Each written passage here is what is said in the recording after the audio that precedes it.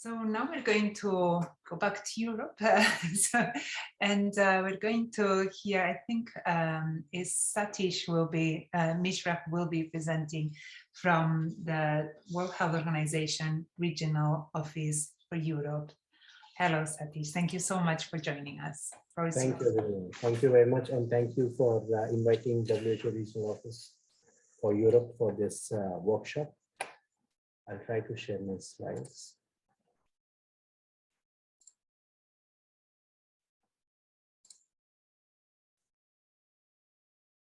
Is it visible on the screen, please? Yes, thank you. Great, thank you. So I will be speaking about on the topic of strengthening integrated long-term care service delivery in the European region and some of the work which is going on from the regional office. Before I move further, a very quick brief of the regional office for Europe, which comprises about 53 countries. Of 53 countries and stretches from Atlantic to the Pacific Oceans and is home to 900 million people. What is more is that we recognize that within each of the member states, each of the countries, there is persistent geographical inequalities in access to care services. This traces back to two core causes. Number one, we recognize that it's often complex, often regionalized governance structures that characterizes long-term care services. Second is that we also recognize that there has been patchy development in long-term care services that leaves rural, remote, and hard-to-reach areas underserved. Therefore, one of the biggest challenges which we see is to face and to acknowledge successful management of this complex, diversified long-term care services in the European region.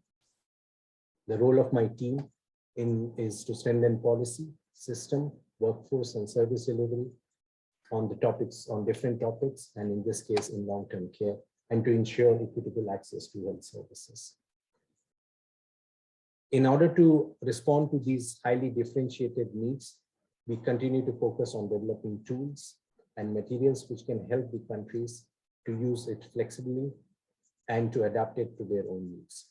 At the same time, my team also focuses on providing customized technical support for specific care services and system development process as required by member countries.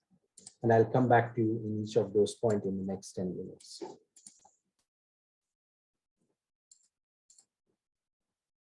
As it has been already mentioned, WHO conceptualizes formal long-term care services that involves aspects of promotion, prevention, treatment, rehabilitation, palliative care, social support, depending on the need of the individual.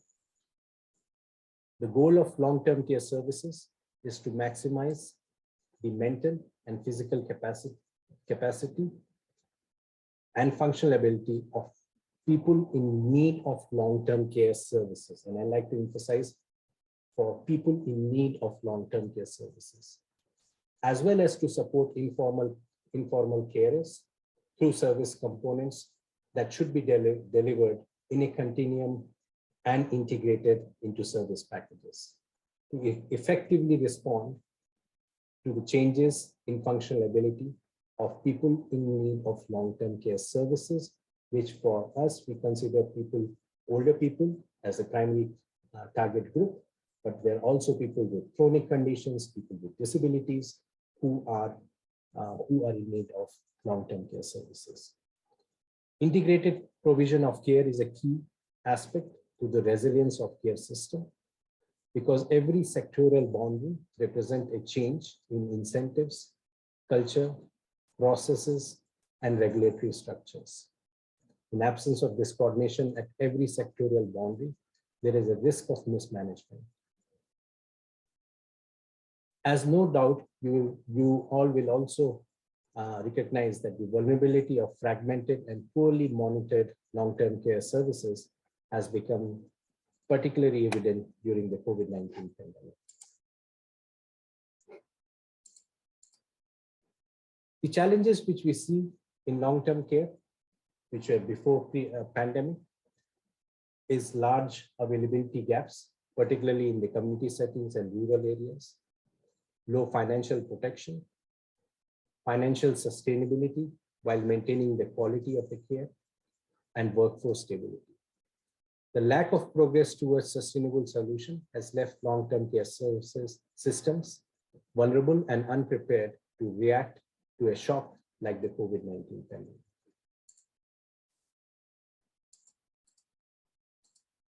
I'll give an example of the tracking which WHO did on disruptions to essential health services in the context of COVID-19 pandemic. And I'd like to show you some of the results from the second round of the Pulse survey, which was done earlier in 2021. Primary care, rehabilitation, palliative, and long-term care have been significantly affected during the pandemic. 40% of the countries reported some disruptions that affect the availability of access and access to quality services, including for the most vulnerable individuals. While the majority of the responding countries in the region reported less than 5% disruption to long-term care, rehabilitation, and palliative care, it is important not to forget some countries has been affected by significant disruptions, estimated as higher than 5% to their care services. Almost 1 in 5 countries reported that their long-term care services has been disrupted more than 5%. And the share is much more larger for rehabilitation services. If we consider many countries in the region that have been struggling to ensure availability of long-term care services even before the pandemic, it is important to understand the disruptions we are now seeing reflect growing barriers in access and growing unmet needs among the population groups who rely on these type of support.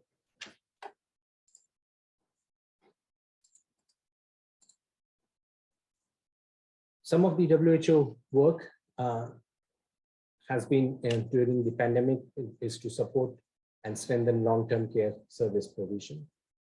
And we have been mainly pursuing four different types of activities. Number 1, managing the effects of COVID-19 pandemic. Number 2, assessing and improving integrated care delivery. Number 3, supporting cross-national learning and exchange of information. And number 4 has been to provide customized technical support.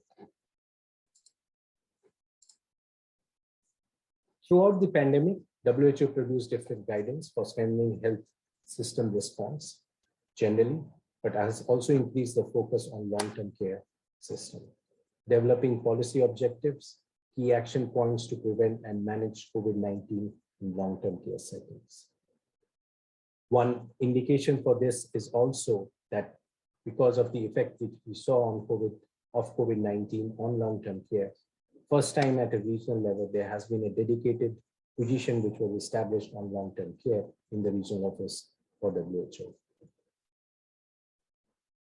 Our work builds on the available evidence on the measure taken to prevent, prepare for, and respond to COVID-19 pandemic across the long-term care services and aims to support policymakers and authorities, both at national, subnational level, as well as locally. We have signposted here some of the key publications which happen, and I encourage you to consult and share it in your network. They're all designed to be widely accessible and focus on taking stock of the lessons learned throughout the region and providing practical advice and recommendations. Of course, many of the issues of long-term care which we face now is predated to the pandemic, and only has added vulnerability of our care system because of the shock of the COVID-19. A case in point is the fragmentation of service delivery and the urgency of improving coordination and integration in order to improve care quality and build system resilience. WHO in 2019 had launched a framework for assessment of integrated service delivery that identifies the main component for assessment according to the care needs, entitlements, health and social services, care pathways, the organization of providers and system enablers. Throughout the framework, gender equity and human rights are emphasized as a core principles for a person-centered, high-quality care system. The publication includes conceptual framework and practical guidance for implementation.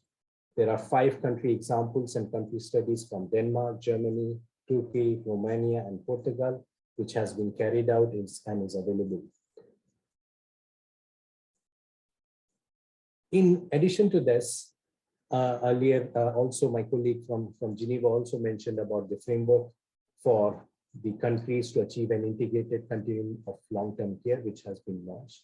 This is the first WHO framework on long-term care services, which identifies key aspects to achieve an integrated continuum of long-term care and facilitates integration of long-term care services within the existing health and social care systems. The framework will guide countries in assessing system-level components to implement sustainable and equitable long-term care actions. I'll also take a brief moment to highlight the work of the Pan-European Commission on Health and Sustainable Development, an independent interdisciplinary group of leaders, which was conveyed by WHO Regional Office for Europe to rethink policy priorities in light of the pandemic. In this final report, there has been a series of recommendations with the aim of achieving 7 key objectives to prevent a catastrophe at the same scale from happening again. And I'd like to draw your attention to Objective 4, which focuses and emphasizes the importance which focuses on investment in strong, resilient, inclusive national health system. The Commission identified the need of integration between health and social care as a key goal and goes on to provide evidence and advice on how this objective can be pursued by the countries. This is going to be my last slide. One activity that I like to highlight here is the work which WHO Regional Office is carrying on related with knowledge transfer and technical support to the countries. For the knowledge transfer, many of you have also already been part of the initiative which we started on Long-Term Care Forum, and we are extremely grateful for that, for your participation. It's a monthly meeting of country representatives and experts, which discusses broad topics of interest on long-term care.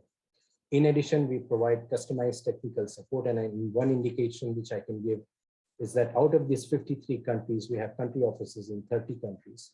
And from those 30 countries, there has been requests from 10 countries to support on strengthening long-term care, which just tells us the importance of this topic and the need in the countries to work on this particular area. On the Long-Term Care Forum, we will be bothering some of you again as we start the new series from February next year. Thank you very much, and thank you for your time. Thank you very much, Satish. It's fantastic to see how much is happening. And